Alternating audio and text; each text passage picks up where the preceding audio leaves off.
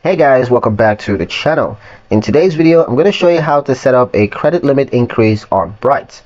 Do you want to raise your credit limit with Bright? Well, here's a quick walkthrough to help you request an increase in just a few steps. First, open the Bright app and log into your account.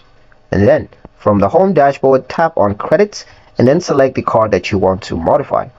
Scroll down to find the option that's labeled Request Credit Limit Increase and tap it.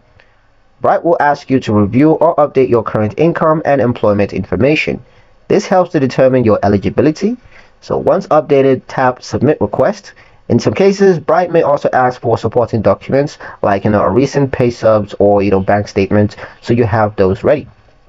After submission, your request will be reviewed. Some users receive an instant decision, while others might get an update via email within 1 to 2 business days. If your request is approved, your new credit limit will be visible on your account summary screen. Increasing your limit can improve your credit utilization ratio, but always use credit responsibly. That's how easy it is to request a credit limit increase through Bright.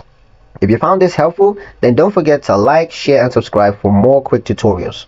Thank you guys for watching, and we'll see you in the next one.